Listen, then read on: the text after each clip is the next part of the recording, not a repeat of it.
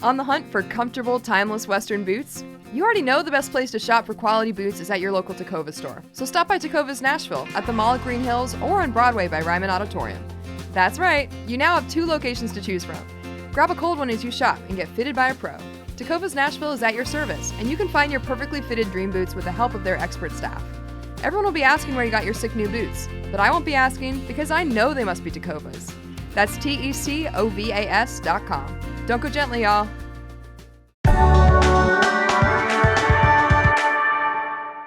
Today on CityCast Nashville, we're talking to Betsy Phillips about her new book, Dynamite Nashville, Unmasking the FBI, the KKK, and the Bombers Beyond Their Control from Third Man Books, which releases tomorrow, July 16th. In the book, Betsy investigates 3 unsolved integration-era bombings in Nashville and uncovers why these events weren't properly investigated for 60 years. CityCast Nashville is presented by our exclusive launch sponsor, Tacova's. It's July 15th, I'm Grace Fuse, and this is what Nashville's talking about.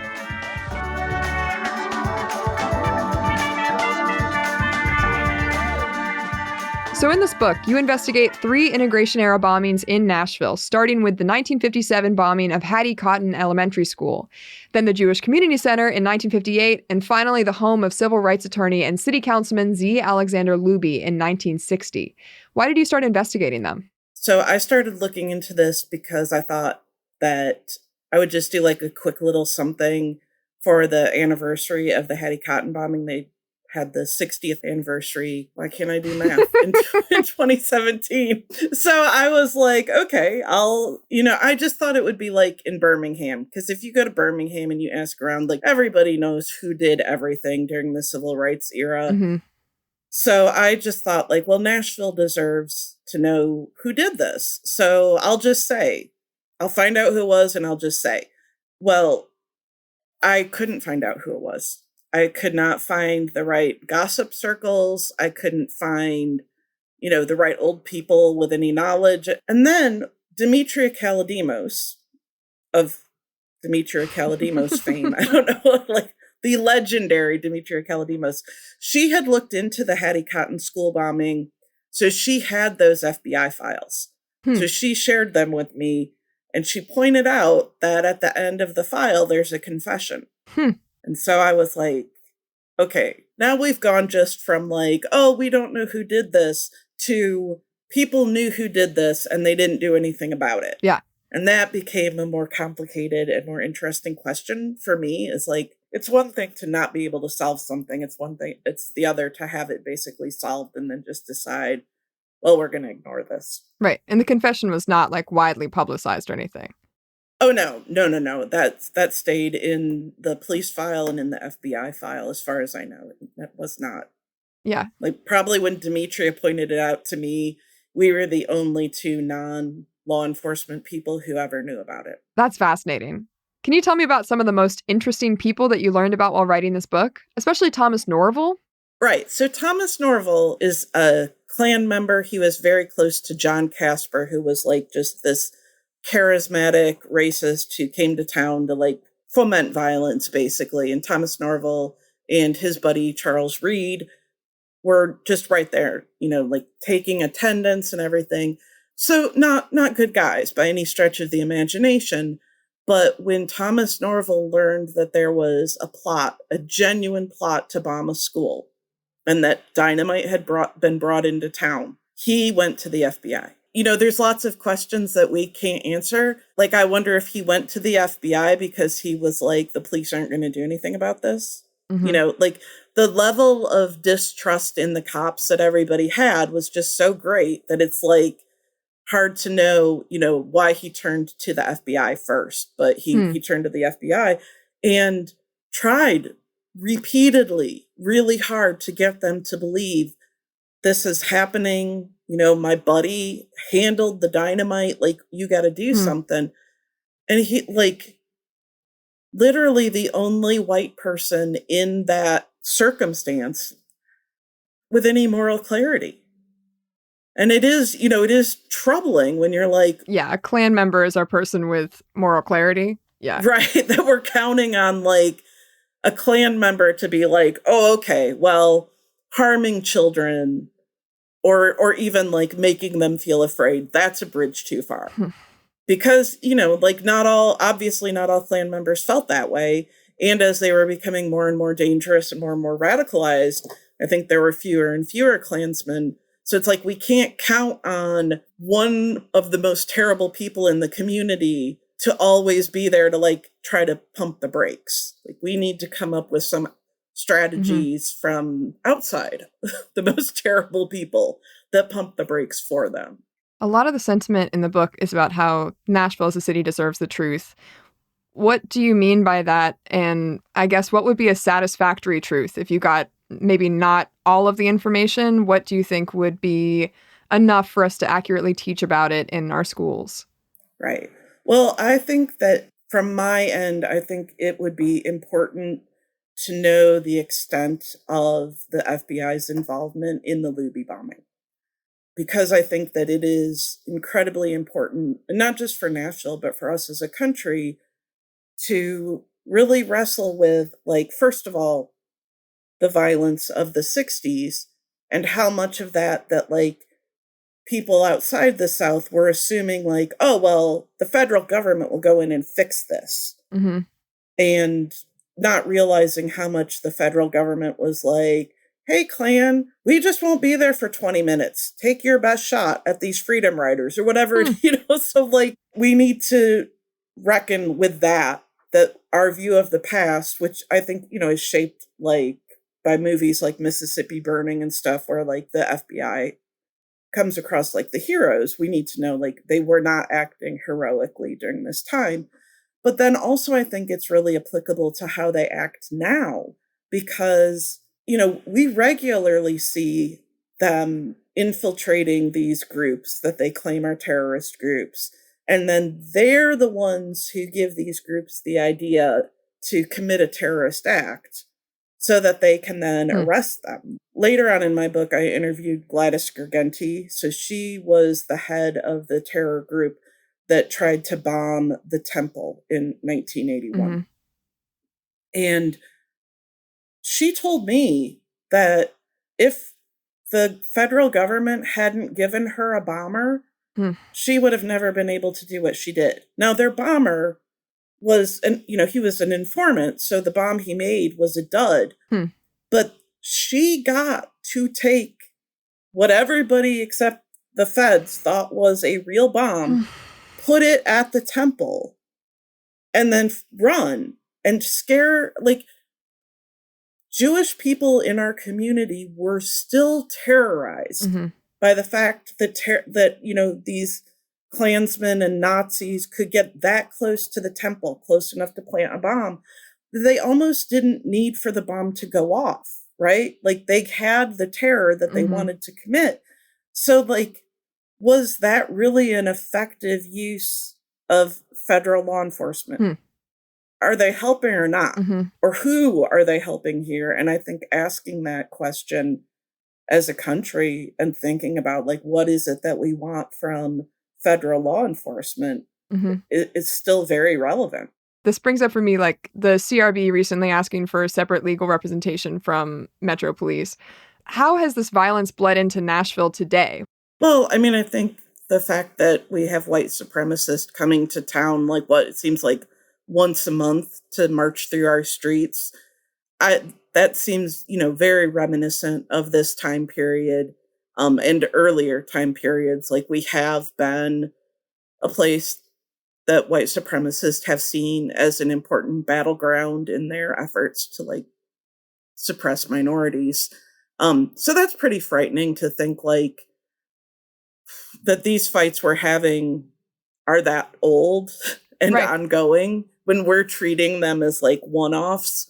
I think the other thing that is really tough for people to stomach, because it would involve just like such a massive like rethinking of how our city is set up.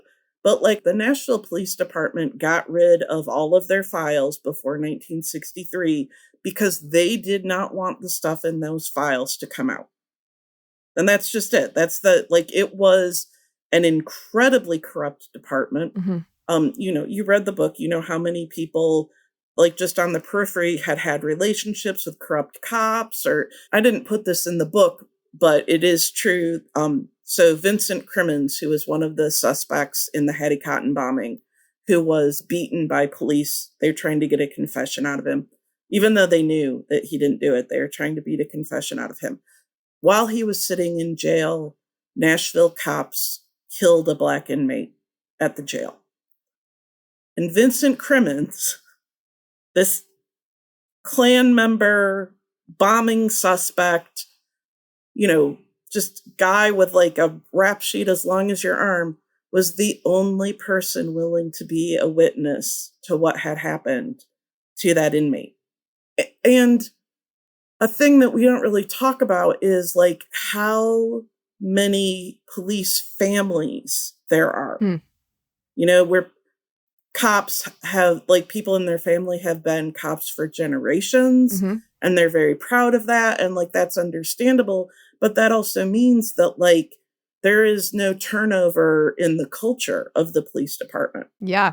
I get very frustrated because it's like, everybody's like, well, we need to give the police the benefit of the doubt. But it's like, well, yeah, but we have now this like century-long history of all of this very behavior. Like, one of the reasons that there just absolutely is a need for community oversight, but also one of the reasons that it will be virtually impossible to ever have meaningful community oversight, is that these are long entrenched problems. And when you have somebody who's like, well, my dad and uncle both got to do X and Y and no one cared, why can't I? Like, that's a deep taproot.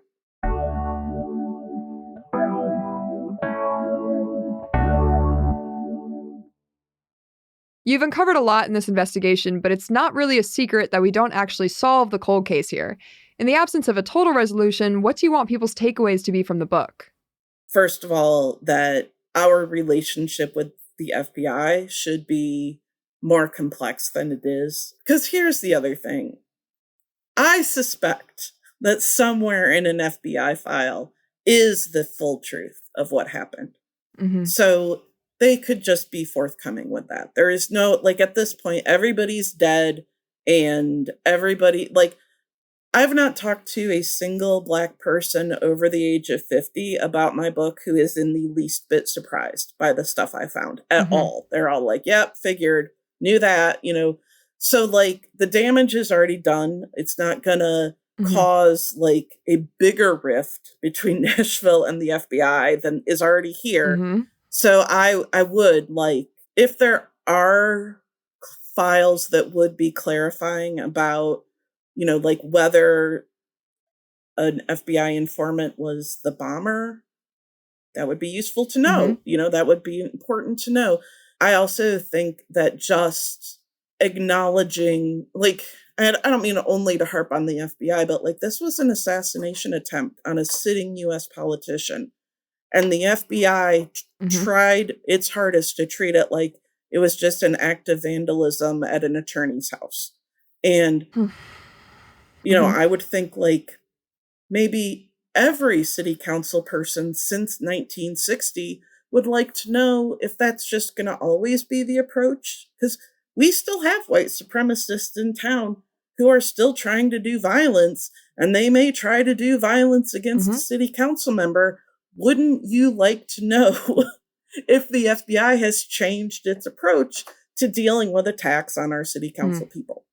I think that it's also, I hope, going to contribute to our discussion about what policing in this town looks like, what we want it to look like, whether or not we want to continue to perpetuate this idea that, like, even as we know the police are doing wrong, we have to treat them as if the police can do no wrong. Like, that, I think, is another really important thing.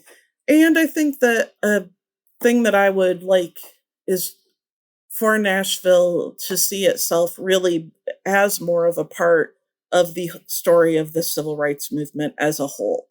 And that not only has to do with how many people who were in the civil rights movement here in Nashville and got training from Reverend Lawson and, did the sit-ins and went on the freedom rides and all that stuff. But then that also the people who violently opposed them were also here and also working things out. And that the violence that happened here was connected to violence throughout the South. I also think, too, that this is the kind of stuff, it's so hard when you write the book to know, like, what should I center on? But when you're trying to draw connections between now and then, I think, like, viewing, like, the Southern political establishment's, like, quick turn on a dime, like, just ferocious hatred of trans people. We talk about intersectionality, but I think, like, to people who know this history, which are mostly the bad guys, really know this history. So when you have white supremacists now who are on this big anti-trans kick, it's not just for the reasons now. It is because some of the few people to resist them were trans people. They're looking at the past and they're like, why didn't we succeed? What went wrong? And they're like, oh, trans people, they just pop up out of nowhere and testify against us. All right, we got to do away with that nonsense. I think, like, understanding that they look at this time and try to figure out, like, what went wrong, what went right. They're after everybody, so we need to protect everybody. So you were talking a little bit earlier about another resource that you could use to tell the story being gossip circles. There have to be people in Nashville who know who is involved in this. Why should people come forward with whatever information they have? I just think that being on the side of the truth is better than being like, well, like, I have to be in denial or have to pretend like this didn't happen. And I think that helping, especially when we know that we can't ever get, like, the truth from the police because those files don't exist, and the FBI does not seem interested in telling us the truth, that somebody coming forward and saying, like, I might not know everything, but I know this much, that's giving us something that the authorities can't or won't. So I would think that would be really amazing if people did that. And, like, of course, I would love to hear it. But I would also just say, like, the Civil Rights Room at the Nashville Public Library, they take oral histories. So if you were like, I want to talk about this, but I don't feel comfortable talking to that loudmouth woman, Betsy, the people at the Civil Rights Room at the downtown library are incredibly compassionate and good listeners, and they know how to take in these oral histories. And, and if you wanted to say, like, I want to get this off my chest, but could you keep it until I die before you release it to anybody? They have all kinds of ways of, like, doing that kind of stuff. In light of everything that you've learned through this book, what do you think of the phrase Nashville nice? Yeah, right. It's pretty insidious. It's definitely like the mask that the city wears.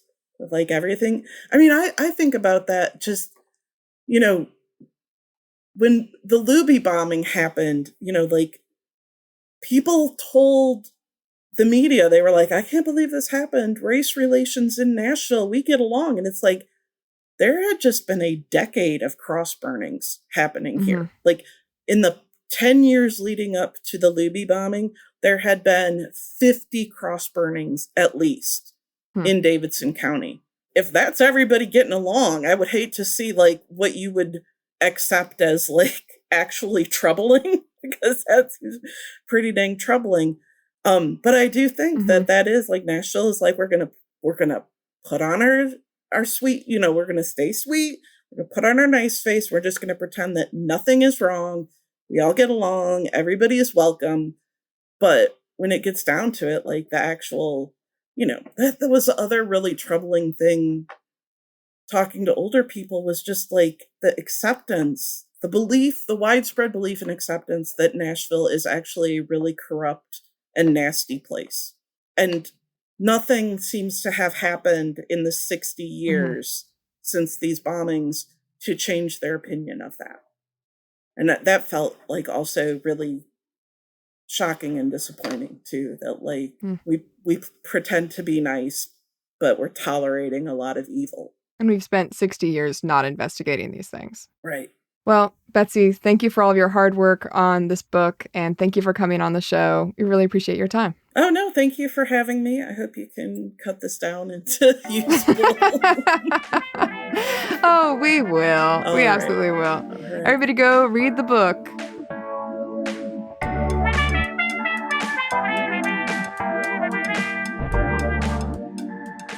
That's all for today here on CityCast Nashville.